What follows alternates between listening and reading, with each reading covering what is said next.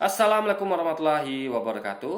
Halo guys, kembali lagi bersama saya Bu Belen dan kali ini kita akan bahas suatu tentang penebusan dosa versi tanpa ragi.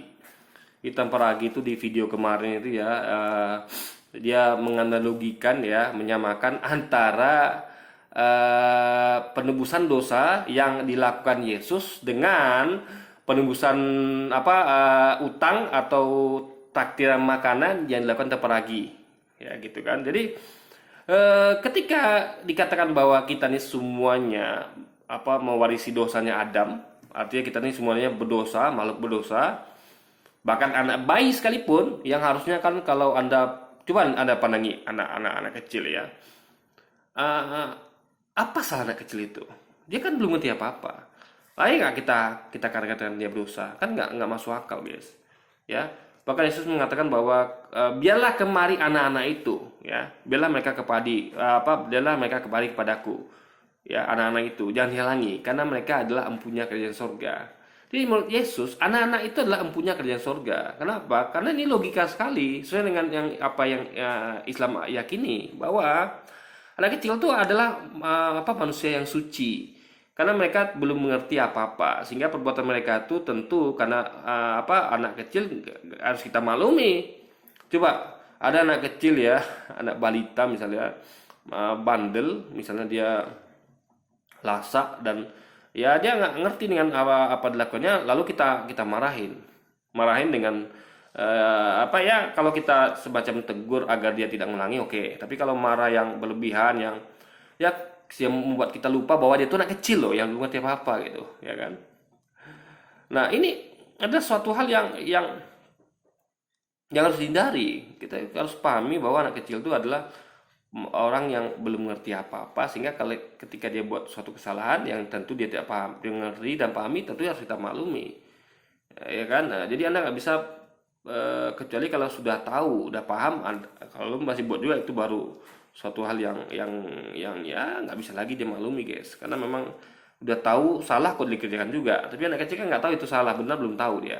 Jadi ketika dia melakukan kesalahan ya kita nggak bisa hakimi, karena kemampuan pikirannya itu belum mampu menentukan benar apa salah gitu kan. Nah, ini nggak mungkin anak kecil itu berdosa, seperti yang saya katakan bahwa anak kecil adalah empunya kerajaan sorga gitu kan. Nah, tapi mereka meyakini bahwa semua manusia berdosa, termasuk anak yang baru lahir. Ini kan tidak dapat diterima oleh akal dan logika. Nah, dia menyamakan penebusan dosa yang Yesus lakukan itu dengan dia mentraktir atau menebus makanan minuman atau hutang-hutang makanan minuman yang teman-temannya buat ketika di acara ulang tahunnya. Jadi coba kita kita mengerti dulu ya. Dosa itu apa? Dosa itu kan suatu hal yang kesalahan yang berimplikasi kepada suatu hal yang berupa hukuman nanti, yaitu misalnya dimasukkan dalam nerakanya. Dan contoh dosa itu adalah seperti mencuri, membunuh, memperkosa, merampok dan segala macamnya gitu kan, itu dosa. Nah, sementara bayarin makan, ya, nebus makan. Makan itu kan bukan suatu hal dosa. Anda makan tidak berdosa. Bukan Anda utang di warung pun ya, restoran itu tidak dosa, ya kan? Tidak berdosa, guys. Namanya Anda makan atau berhutang karena makan di warung atau minum di warung itu nggak berdosa. Jadi menebus makan dan minum itu beda dengan menebus dosa. Jadi analoginya nggak tepat di sini. Nggak cocok sama sekali. Jadi makan dan minum itu disamakan dengan mencuri, membunuh, merampok, merkosa dan segala macamnya. Itu kan dua hal yang berbeda. Jadi kalau harusnya analogi yang tepat begini. Misalnya ada seseorang yang melakukan dosa, misalnya dia melakukan kejahatan, dia merampok, membunuh, mencuri. Lalu dia masuk penjara nih, divonis hakim, kamu bersalah, misalnya pembunuh, kamu bersalah, dihukum penjara 15 tahun. Lalu datang saya misalnya, atau tanpa lagi, datang dia ke hakim atau ke penjara dan mengatakan, ini orang keluarkan dari penjara, dia sudah dosanya, kejahatan sudah tebus gitu kan. Jadi dia bebas di penjara gitu.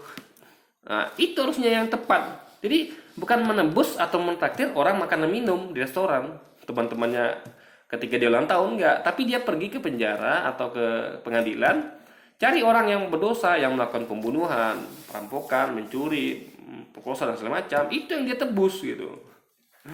Nah, jadi analoginya nggak tepat sama sekali gitu kan. Jadi dan kalau bayarin utang atau bayarin orang makan minum itu hal yang biasa, ya kan? Namanya kita berteman atau ya kita ada rezeki lebih, nggak ada salahnya. Dan makan itu tidak dosa, dan bayarin makan tidak dosa. Tapi menebus seorang yang membunuh, merampok, mencuri, ya itu adalah suatu hal yang ya apa namanya, sama-sama. Kan kayak nebus tuh kan, kalau misalnya kayak nebus penjahat yang ada di dalam penjara misalnya. Nah itu adalah tentu kalau kita sekarang itu mungkin memakai sogokan kayak uang gitu kan, sejumlah uang, atau mungkin dengan kekuasaan. Jadi bebaskan dia, saya tebus dia. Misalnya ada dua yang bisa membuat seseorang tuh bisa membebaskan orang lain dari penjara. Jadi ada dua, yaitu pertama kekuasaan dan kedua uang. Jadi kalau Anda nggak punya kedua hal itu, Anda nggak bisa membebaskan orang, menebus orang dari hukuman, guys. Misalnya kalau misalnya kayak presiden misalnya datang ke penjara, saya kan presiden, saya akan lepaskan dia, gitu kan. Atau raja, zaman dulu kan raja gitu. Dia orang akan bertanya, loh Pak, ini kan pembunuh Pak, dia terbukti membunuh Pak. Ya saya tebus dia, saya kan raja gitu kan. Nah, lalu kedua mungkin uang. Sipir, jaksa hakim, ini ada uang loh, ya kan, berapa M misalnya atau berapa T. Ini untuk tebus dia ya, tolong keluarkan dari penjara gitu ya kan. Nah, jadi apakah ini benar? Tidak. Jadi orang yang melakukan dosa ya, kejahatan, dengan orang yang menebusnya sama-sama salah gitu. Ya kan? Harusnya kan kejahatan itu kan dihukum, dosa itu dihukum, ya nggak bisa dibiarkan, guys, harus ada hukumannya, ya kan. Jadi ada harga yang dibayar untuk dosa itu, sehingga nanti orang ini akan